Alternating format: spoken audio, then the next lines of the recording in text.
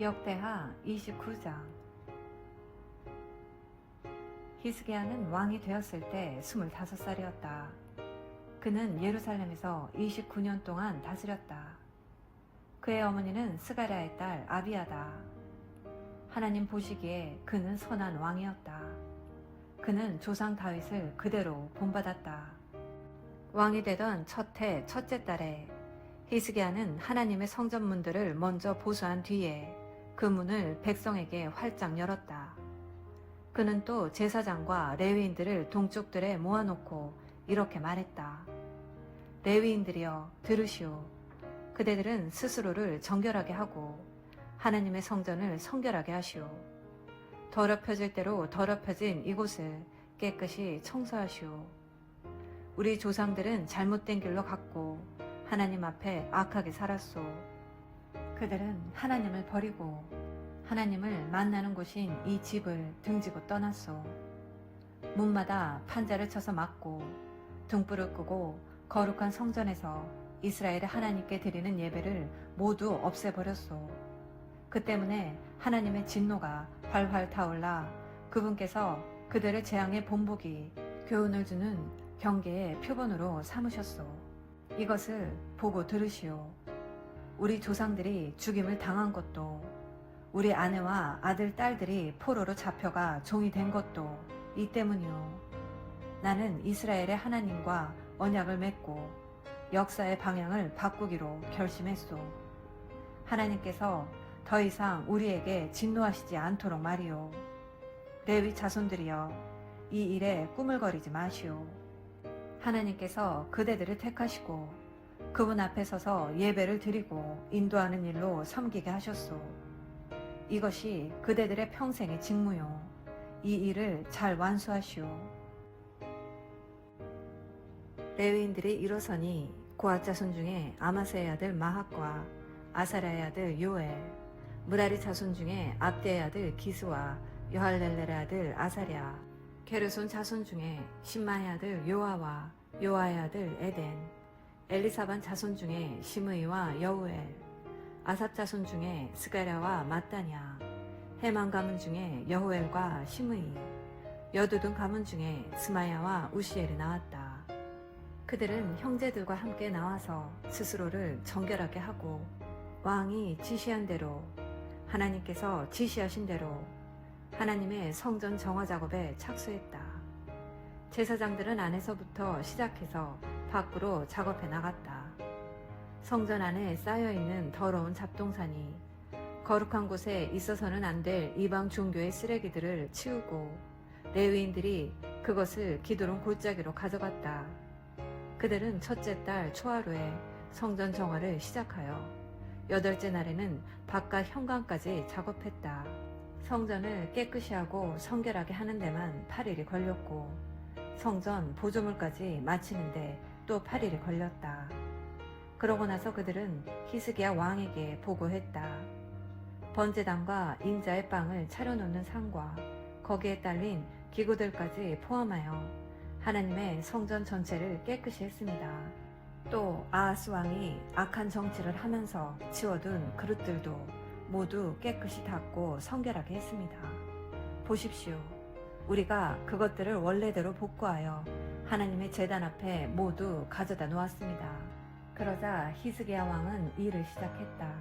그는 성읍 지도자들을 모두 불러 모아 하나님의 성전으로 나아왔다.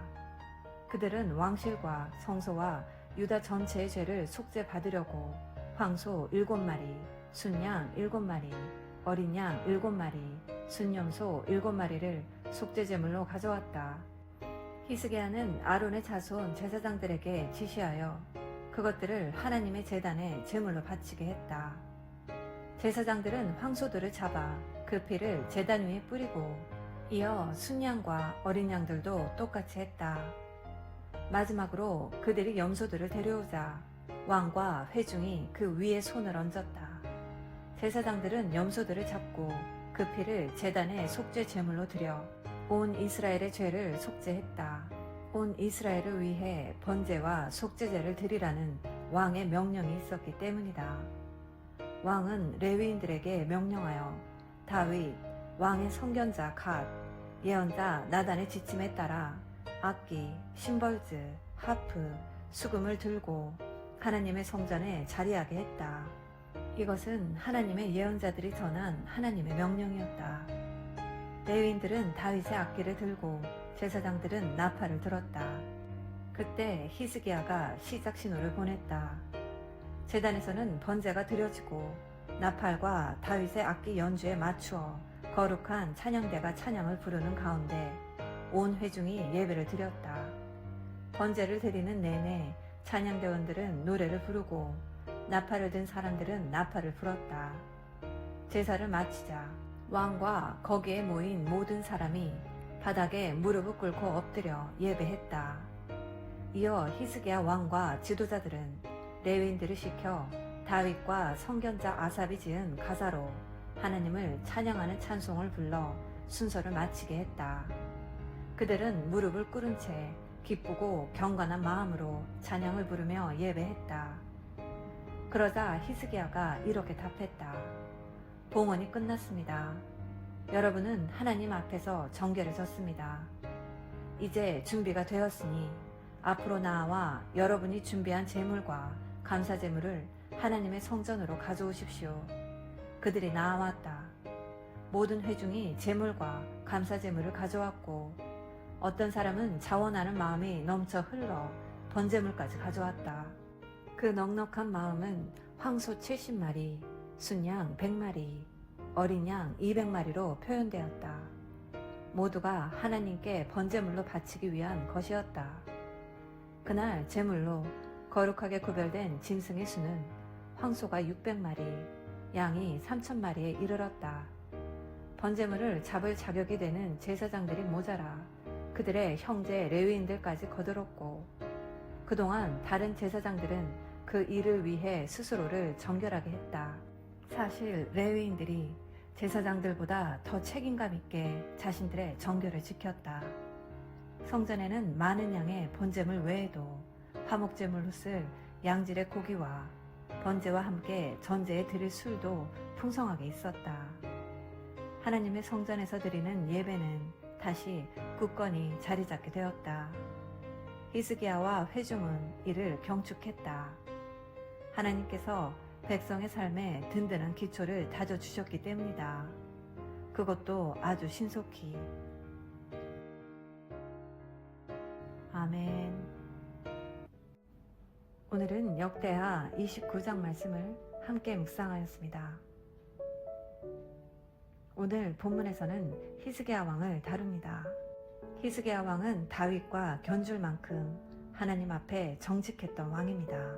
그는 왕으로 즉위한 해 정월 초하루에 예배 회복을 위해 제사장들과 레위인들을 모았습니다. 그리고 그들에게 예배 개혁과 성전 정화의 이유를 설명합니다. 현재의 영적 상황에 대해 불을 토하듯 절규하는 히스기야 말을 듣고서 레위인들은 일어나 일을 하기 시작합니다. 그달 16일에 성전 청결을 마치자 히스기야 왕은 성읍의 귀인들, 귀족들을 모으고 온 이스라엘을 위하여 번제와 속죄제를 드립니다. 히스기야가 왕으로 즉위하자마자 시작된 일이므로 성경 기자는 이 일이 갑자기 되었다고 기록합니다. 그럼에도 불구하고 하나님께서 백성을 위하여 예비하셨으므로 왕과 온 백성이 함께 기뻐할 수 있었습니다. 이처럼 히스기야는 다윗처럼 왕으로서 자신이 제일 먼저 해야 할 일이 무엇인지 알고 곧바로 그 일을 시행했습니다. 우리 또한 우리의 삶의 우선순위가 무엇인지 정확히 알아야 합니다. 그것은 바로 예배입니다. 예배가 무너지면 교회도 그리스도인의 삶도 무너질 수밖에 없음을 명심하며 하나님이 부르신 곳에서 온 마음 다해 예배를 드리고 레위인들처럼 신실하게 주님을 섬기며 헌신하시는 복된 자녀 되시기를 예수님의 이름으로 기도합니다. 아멘. 사랑해 엄마.